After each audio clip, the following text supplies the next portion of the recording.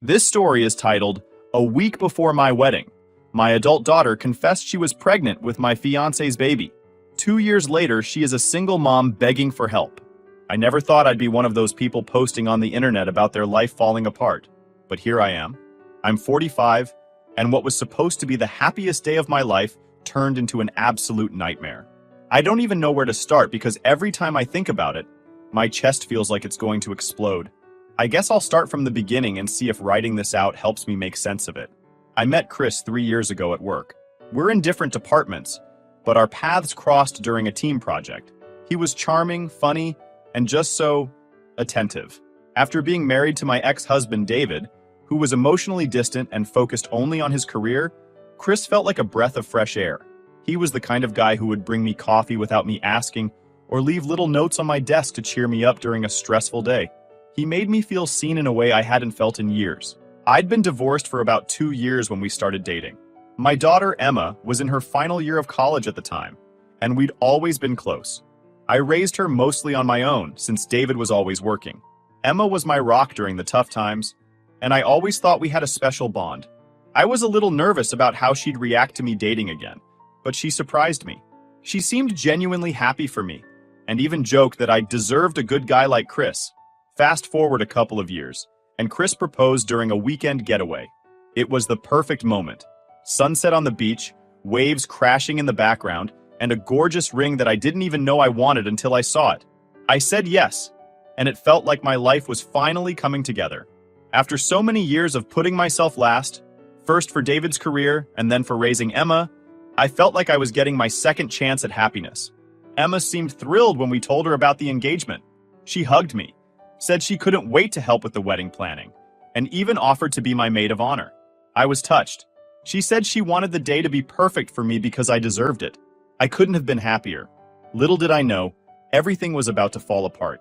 Chris and Emma worked closely together on the wedding planning. I was swamped with a big project at work, so I left most of the details to them. They picked out flowers, met with vendors, and spent hours finalizing the guest list. I thought it was sweet that they got along so well. Chris even gave Emma career advice since she was just starting out in marketing, and she seemed to look up to him. I never saw any red flags. Not one. How blind could I have been? The day before the wedding, I was going over my vows at home when Emma showed up unannounced. She looked terrible, like she'd been crying for hours. My first thought was that she was overwhelmed with wedding stuff or maybe nervous about her speech. But no, it was so much worse. She sat me down on the couch and started sobbing. I tried to comfort her, but she pulled away and said, "Mom, I have to tell you something, and you're going to hate me." My stomach dropped. I don't know why, but I immediately knew it was bad, like life-altering bad. Then she said the words that shattered my entire world. "I'm pregnant, and it's Chris's baby." I froze. My brain just stopped working. For a second, I thought I misheard her. I asked her to repeat what she said, and she did, word for word. Then she added that they'd been seeing each other for 4 months. 4 months.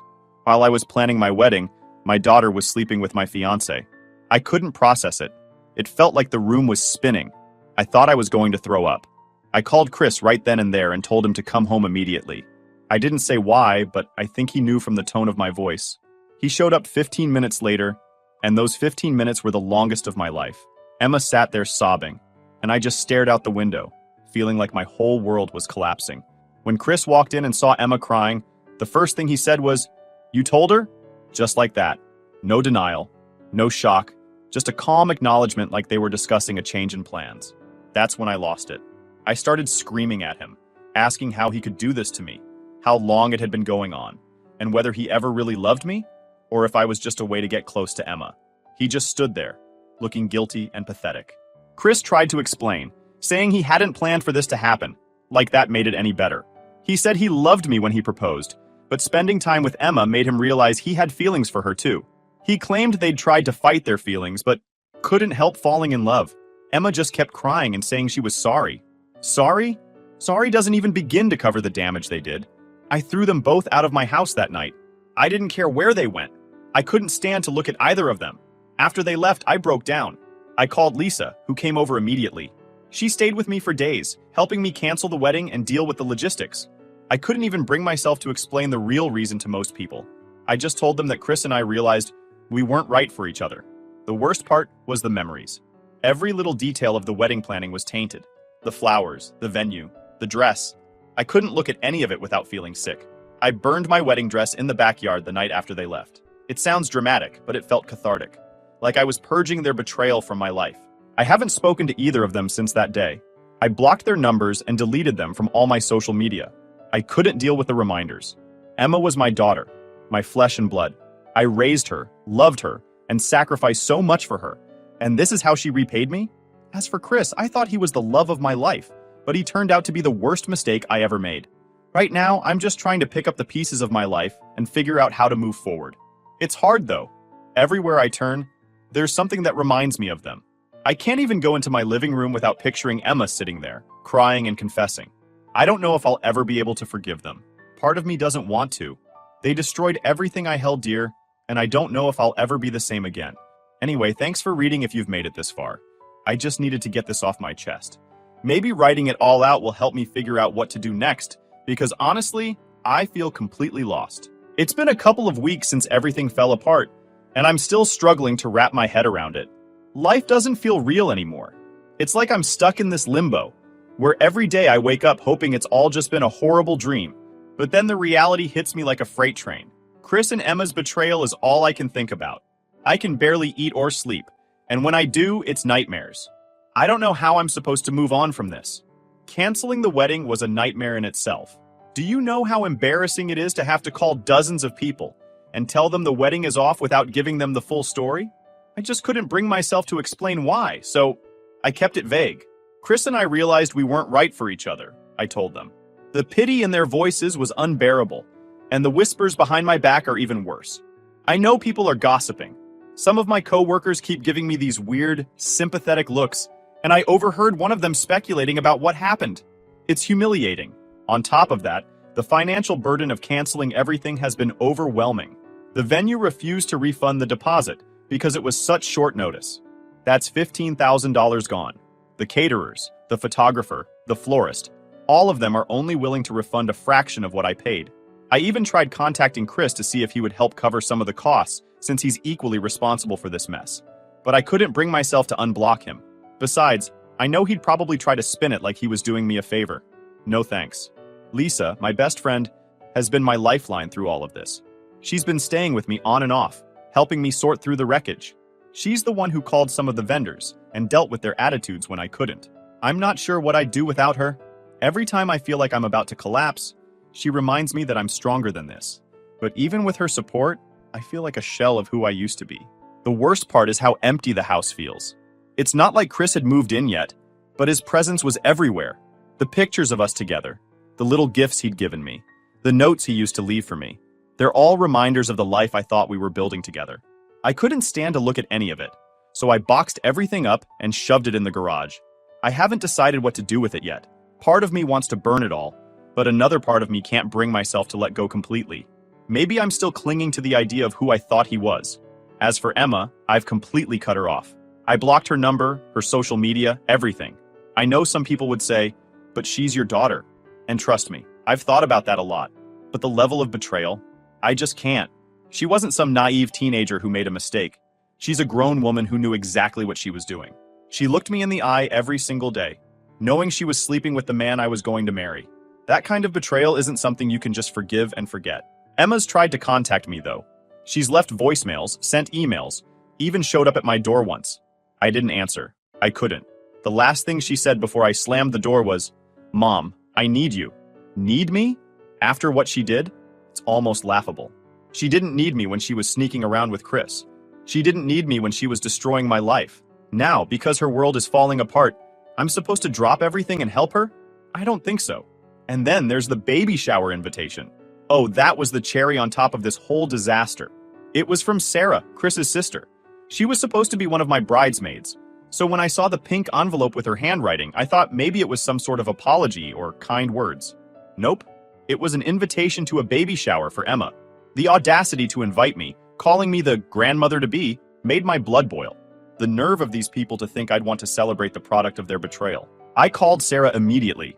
I wasn't going to let this slide. I asked her if she had lost her mind. She just kept saying things like, "But it's your grandchild," And family should stick together. Family? The word feels meaningless now. How is it sticking together when two people I trusted the most ripped my life apart? She even had the nerve to say, "True love doesn't follow rules." At that point, I just hung up.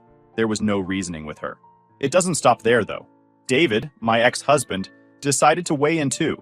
Apparently, Emma went crying to him about how mean I was being. And of course, he had to chime in with his unsolicited opinions. This is the same man who was so emotionally absent during our marriage that Emma barely remembers him being around. And now he wants to lecture me about parenting? He had the audacity to say, "If you'd been more present, maybe she wouldn't have these issues." I reminded him that he chose his career over his family for 2 decades, and that he had no right to judge my parenting. That shut him up pretty quickly. Work has been brutal too. Chris works on the same floor, and even though I requested to be moved to another department, I still see him in passing sometimes. The first time it happened, I thought I was going to throw up. He just gave me this awkward nod, like we were acquaintances or something. How does he act like nothing happened? It makes my skin crawl. The whispers from coworkers don't help either. Everyone knows something happened. They just don't know what. I can feel the judgment every time I walk into the break room. I've been trying to focus on work to distract myself, but it's hard. My concentration is shot, and I find myself zoning out constantly. I've even started taking walks during my lunch break just to avoid running into Chris or anyone else who might ask questions. The solitude helps a little, but it's not enough to keep the intrusive thoughts at bay. Right now, I don't know what the future holds. I've thought about moving, selling the house and starting fresh somewhere new, but I've lived here for so long that the thought of leaving feels overwhelming. Plus, it's not just the house, it's the memories. This was supposed to be the place where I started my new life with Chris. Instead, it's just a constant reminder of what I've lost. Every day feels like a battle to get through. I know people say time heals all wounds, but this feels like it's going to leave a scar that will never fully fade. I don't know if I'll ever be able to trust anyone again. How could I, after being betrayed by the 2 people I thought I could count on the most? For now, I'm just trying to take it one day at a time. It's all I can do. All right, everyone, before we dive into the update, I have a small request. We put a lot of effort into finding these incredible stories for you every single day, and your support means the world to us. If you enjoy our content, please consider subscribing to the channel. It really helps us grow and allows us to continue bringing you more amazing stories. Thank you. Now, let's move to the update. Update 1 point. It's been a few months since everything happened, and I thought I had hit rock bottom. Turns out, I was wrong. I'm back here because the situation has somehow gotten even more insane. Just when I thought I had all the answers, the universe decided to throw me another curveball. This time, it came in the form of a random message from someone named Rachel. I didn't recognize her name at first, but she introduced herself as Emma's friend from college. She said she had something important to tell me about Emma and Chris, and while I was hesitant to even respond, something in her message seemed urgent. We agreed to meet for coffee, and I honestly didn't know what to expect. Was this someone looking to stir the pot? Or was it legit? Rachel looked nervous when we sat down, and her first words were, "I've been debating whether to tell you this for months." My heart started racing because, after everything I've been through, I didn't think I could handle more drama. But what she told me completely blindsided me. Rachel revealed that Emma had been dating someone else, Alex, before she started seeing Chris.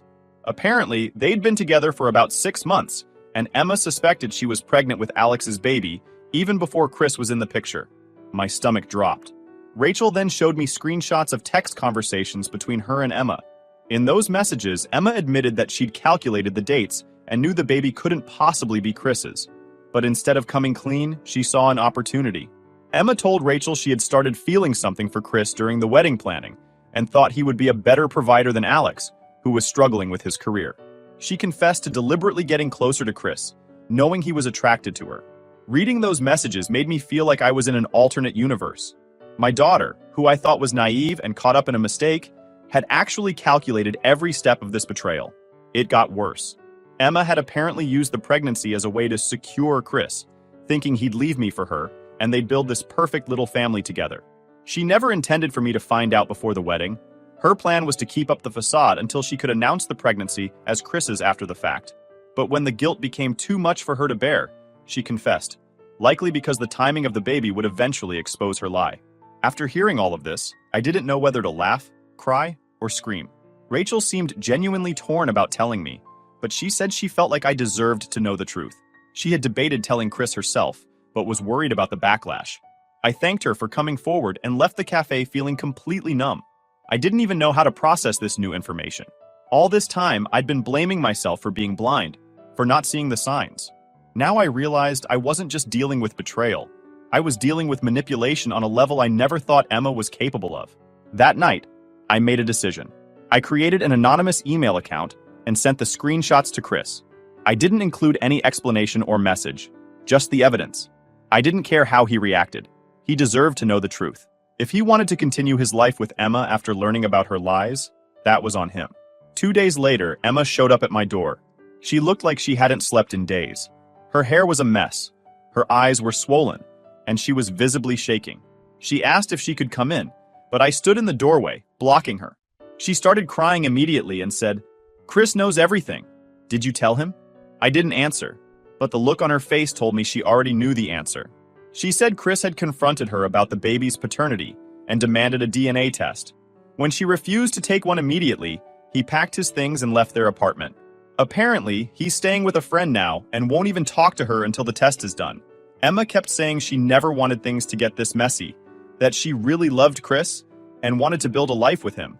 I could barely stand to listen to her. I asked her if she remembered the day she told me about her affair. I reminded her how she had stood in that exact same spot, crying and begging for forgiveness. I told her that she had destroyed my life and that karma had finally caught up with her. She tried to defend herself, saying she was scared and confused and didn't know what to do. But to me, those are just excuses. She had plenty of chances to come clean, and she chose to lie instead. Before she left, she asked if I could forgive her. She even tried to guilt me by saying, "I just want my mom back." I told her I wasn't ready to forgive her, and honestly, I didn't know if I ever would be. She left in tears, and for a moment, I felt a pang of guilt. But then I remembered everything she'd done, and that guilt disappeared. Later that week, I heard from Sarah, Chris's sister. She's usually so self-righteous, but this time she actually sounded worried. She told me that Chris had been drinking heavily since finding out the truth. Apparently, he's been spiraling, questioning everything about the relationship. She said he's not even sure if he wants to be involved with the baby, assuming it turns out to be his. I didn't know what to say. Part of me felt vindicated, but another part of me just felt sad. This entire situation is so messed up, and everyone involved is suffering because of Emma's lies. As for the paternity test, it's supposed to happen in the next few weeks. I'm not sure what the outcome will be, but at this point, I almost don't care. Whether the baby is Chris's or Alex's, it doesn't change the fact that Emma and Chris betrayed me in the worst possible way. Even if the baby isn't Chris's, I don't think I'll ever be able to look at my daughter the same way again. Right now, I'm just trying to take things day by day. Some days are better than others, but the weight of everything still hangs over me. I've started going to therapy, which has helped a little, but there's no quick fix for this kind of pain. Every time I think I've turned a corner, something new comes up and pulls me back into the mess. I don't know what's going to happen next. Maybe Chris will walk away for good, or maybe he'll stick around for the baby. Maybe Emma will finally take responsibility for her actions, or maybe she'll keep trying to justify them. All I know is that I need to keep my distance. I've spent too much time and energy on their chaos, and I need to focus on myself for once. If I thought I had reached my limit before, the last few weeks have shown me otherwise. It feels like every time I start to put one piece of my life back together, another part falls apart. After Chris demanded the paternity test, things between him and Emma completely unraveled. And of course, the fallout somehow landed back at my feet. It's like I'm stuck cleaning up a mess I didn't make. The paternity test confirmed what Rachel's screenshot suggested. Chris is not the father. The baby is Alex's. I wish I could say I was surprised, but honestly, at this point, nothing shocks me anymore. What did catch me off guard was how quickly everything fell apart for both Chris and Emma after the results came in. Chris completely broke down when he got the news. I didn't hear this from him directly, of course. I've kept him blocked and have no intention of ever speaking to him again. But Sarah, his sister, reached out to me, again, to share her concerns. She told me Chris left their apartment the same day he got the results and moved in with a mutual friend. Apparently, he's been drinking heavily and spiraling into depression. According to her, he started blaming himself for being blinded by love and is questioning every decision he's ever made. While part of me thinks he deserves to feel the consequences of his actions, another part of me feels a twinge of pity.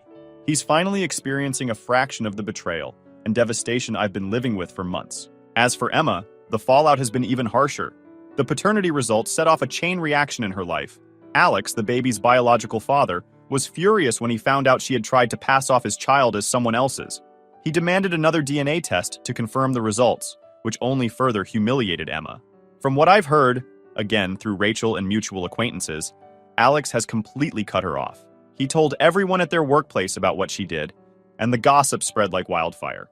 Emma eventually quit her job because the tension became unbearable. She's been struggling to find stable work ever since. Emma's situation is even worse financially. Chris had been helping her with rent and expenses before the paternity results came out. Once he left, she was on her own. Her lease is ending soon, and she can't afford the rent increase.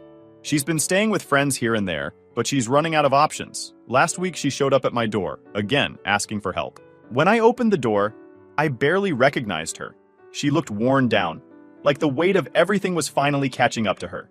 She was holding her baby, a little boy she named Noah, and she broke down crying as soon as she saw me. She begged me to let her move in, just for a little while, until she could get back on her feet. She said she was sorry for everything she'd done, that she had learned her lesson, and that being a single mom had changed her. She said she needed my help and tried to guilt me by saying I was punishing Noah for her mistakes. I stood there listening to her, and all I felt was exhaustion. For months, I've been carrying the weight of her betrayal, Chris's lies, and the fallout of their choices. And now she wanted me to swoop in and save her? I told her no. I told her that while I felt bad for Noah, I couldn't just forget everything she'd done. She made her choices, and now she has to live with them. She started crying harder, calling me cruel and heartless. She said she didn't have anyone else to turn to. It was one of the hardest things I've ever done, but I closed the door. I couldn't bring myself to let her back in, not after everything. After she left, I sat in my living room feeling a mixture of relief and guilt. Did I do the right thing? Was I being too harsh? Replayed the past months in my head, the lies, the betrayal, the audacity of her asking for forgiveness when she hadn't even fully owned up to what she'd done. Every time I thought about letting her move in, I remembered how she'd stood in that same spot months ago, confessing her affair with Chris while pretending she was sorry.